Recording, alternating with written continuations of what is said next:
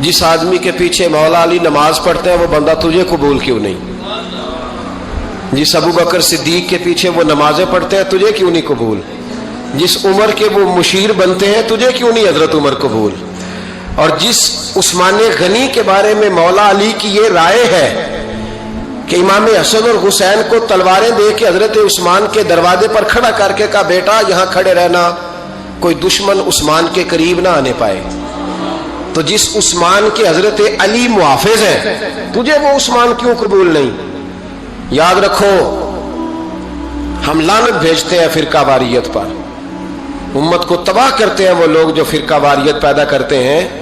लेकिन आपको बताऊं, जिस जमात से आपका ताल्लुक है ना, उस जमात की उम्मत मुस्लिमा को जरूरत है। क़यामत भी 10 मुहर्रम को आएगी, जुमे का दिन होगा। तो मैं आज दिल को हाजिर नाजर रख के, अपनी तबीयत को हाजिर पाके बाशऊर आपको कह रहा हूं, जाग के सुनना खुदा का वास्ता। आप उस जमात से ताल्लुक रखते हैं, अगर काफिर के सामने इस्लाम का कोई चेहरा पेश हो सकता है तो सिर्फ सुन्नी का चेहरा पेश हो सकता है। खत्म हो गई बात। वरना कोई सहाबी का बेअदब है, कोई अहले बैत नबुव्वत का, आज मुझे कह लेने दो, खोल के कह लेने दो। लोग दलीलें देते फिरते हैं, कहते हैं जी एक वो पेंट कोट वाला मौलवी है, उसने ऐनक भी लगाई है, दाढ़ी भी रखी है, पेंट कोट भी पहनता है, उसने जी 1500 बंदा एक दिन मुसलमान कर दिया, एक दिन 1000 मुसलमान कर दिया। पर पता है वो बदबख्त कहता क्या है? वो कहता है अमीरुल मोमिनीन यजीद रदी अल्लाह तआला अन्हु। मैं क्या करूं उसके 1500 मुसलमान को या 2000 उसके कलमा और वो जी बड़ी दलीलें देता है, वो दलीलें संभाल के रखे, वो दलीलें जो जी बड़े लोग उसके साथ होते हैं। तो करबला के मौके पर ज्यादा लोग यजीद के साथ थे, ज्यादा लोग, हम कसरत के कायल नहीं, हम हक के कायल हैं। हम अब छोड़ दो बात, दलाइल की तरफ आओ। अजीब तमाशा है। और एक मौलवी साहब उसकी हिमायत कर रहे थे, कहते नहीं बंदा ठीक है, वो भूल गया था, असल में कसूर उबैदुल्ला इब्ने ज़ियाद का था, असल में गलती अमर बिन साद की थी, तो यजीद को ज्यादा इल्जाम नहीं देना चाहिए। मैंने कहा बड़ी तुम्हारी करीबी रिश्तेदारी है यजीद के साथ, तो अल्लाह से दुआ क्यों नहीं मांगते कि तुम्हारा हशर यजीद के साथ करे? मांगनी चाहिए ना दुआ। क्या ख्याल है आपका?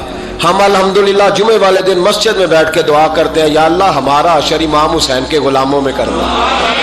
तो तू भी करना, जुर्रत कर, जुर्रत हमारी जुर्रत देख। हम ये नहीं कहते उनके साथ कर, हम कहते हैं या अल्लाह हमारा हशर उनके, हमारी जुर्रत देखो, हम उनके गुलामों में, कदमों में, नौकरों में बैठने को दुआ मांग रहे हैं, या अल्लाह हमारा उनके गुलामों में, गुलामों के। तू भी जुर्रत कर दलेरी, कर जुर्रत, क्या या अल्लाह मेरा हशर यजीद के साथ कर दलेरी। अगर इतना ही अच्छा था तो बेशर्मो इतना जुल्म ना करो, इतनी ज्यादती, इतना जुल्म ना करो, ये जुल्म है। इमाम हुसैन जुमे वाले दिन खुतबा पढ़ने लगे, जुमे से पहले इमाम हुसैन ने खुतबा पढ़ा और आपने एक जुमला कहा जो हमेशा याद रखा जाएगा।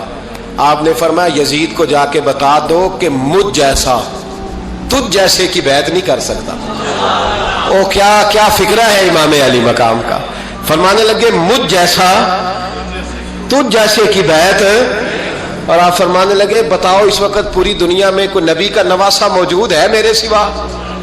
हजरत आदम से लेकर मुस्तफा करीम तक इस वक्त पूरी दुनिया में कोई नबी का नवासा है? और फरमाया अगर मैं ही हूं पूरी कायनात में, लोग कहते हैं फलाना लामा साहब की तबलीग बड़ी है, हमसे बड़ा कौन होगा तबलीग की बात करने वाला? लेकिन डरो अल्लाह से, डरो, गुमराह न करो कौम को। यहां तबाही उतर गई है, कोई बड़ी दाढ़ी रख के माज़ अल्लाह ताला अहले बैत के बारे में बकवास करता है, और कोई बिल्कुल दाढ़ी मुड़ा के नंगा सर करके मिंबरों पे नाचता है और सहाबा के बारे में बकवास करता है।